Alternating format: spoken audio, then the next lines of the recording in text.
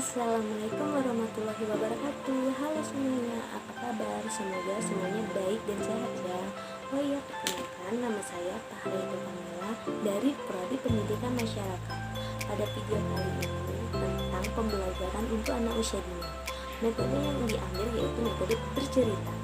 Baiklah, media yang saya ambil yaitu adalah media wayang. Dan sebelum memulai ceritanya, alangkah baiknya kita mengucapkan Bismillahirrahmanirrahim. Baiklah, judul yang saya ambil dalam cerita ini yaitu tentang waspada terhadap godaan syaitan.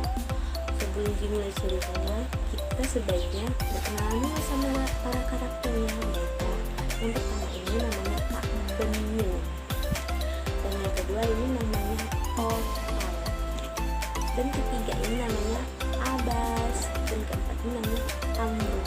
Baiklah, kita mulai ya ceritanya. Semoga bermanfaat dan simak. Pada siang hari, Opal dan Kak Bening sedang bercerita. Menurut Opal, setan itu sangat seram, seperti kuntilanak, tuyul, genderuwo, dan pocong. Pernah suatu malam, Opal disuruh uminya ngambil sapu di belakang dekat jemuran. Tadinya Opal gak mau, tapi dengan sangat-sangat terpaksa, akhirnya mau juga. Jantung Opal langsung deg-degan. Betul saja, waktu mau ambil sapu, tiba-tiba ada pocong mengejarnya.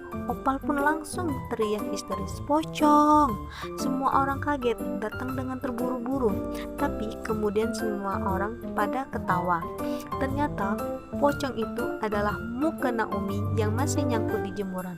Karena tertiup angin, maka mukena putih itu bergerak-gerak mirip pocong.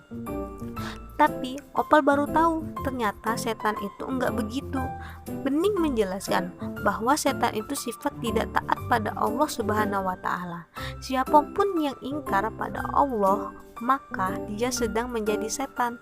Opal langsung bertanya, berarti walaupun dia artis-artis yang cakep, bisa jadi setan dong? Bening langsung mengangguk. Ya, kalau dia ngajak tidak taat pada Allah. Kata Kak Bening, kita harus waspada pada godaan setan. Apalagi kalau kita sedang marah. Setan girang banget. Opal pun mengatakan, setan itu musuh manusia ya Kak? Betul. Shh, coba diam dulu. Kok seperti ada suara orang lagi ribut-ribut ya? Opal pun mengatakan, mana sih Kak? Kok aku nggak dengar suara apa-apa? Mungkin kuping kakak lagi error kali. Bening pun menjawab, "Hus, sembarangan kalau ngomong ya. Itu dengar tuh ada suara orang lagi ribut tahu."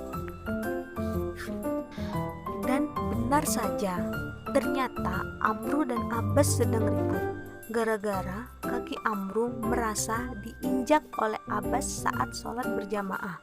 Abbas tidak merasa begitu. Wah, kalau begini pasti setan sangat kegirangan.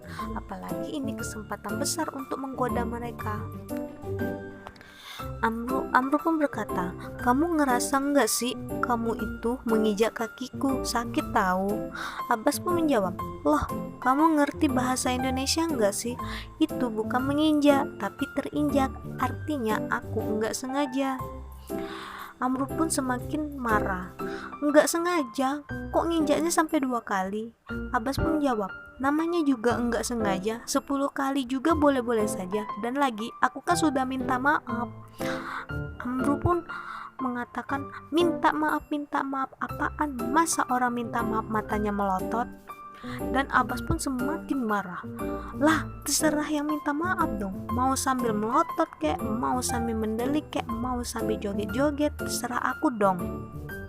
Amru pun menjawab, "Jadi maunya kamu apa?" Abbas pun menjawab semakin menjadi, "Kamu maunya apa?" "Ayo kita selesaikan dengan cara laki-laki," kata Amru. "Boleh saja, siapa takut." "Serang," kata mereka berdua. Datanglah Kak Bening. "Stop! Ngapain sih kalian pada berantem? Emangnya nggak ada kerjaan lain? Apa kayak misalnya membantu ibu, kayak membantu ayah, atau apa aja deh.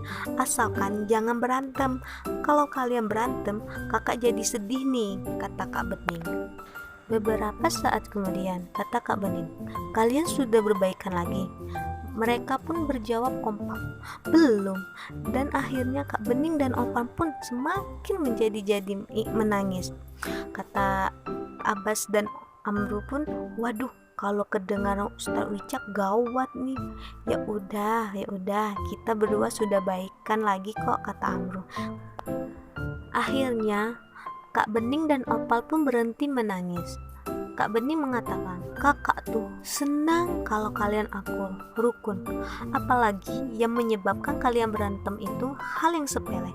Masa cuma gara-gara kaki terinjak dalam sholat berjamaah kalian berantem? Setan itu senang jika kalian berantem.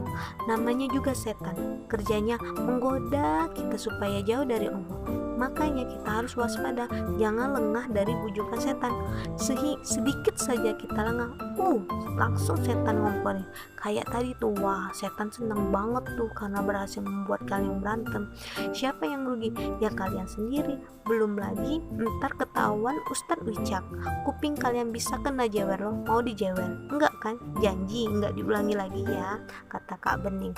Amru dan Abbas pun menjawab, "Iya Kak, kami berjanji tidak akan berantem lagi karena hal sepele."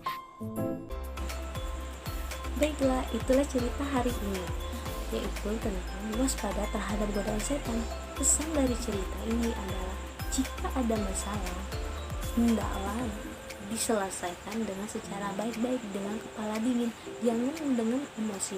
Karena kalau kita terpancing emosi, setan pasti sangat senang sekali dalam menggoda kita hal-hal masalah yang emosi yang tidak dapat diselesaikan dengan baik-baik. Makanya dari itu diselesaikan dengan secara kepala dingin dan tentunya harus sabar.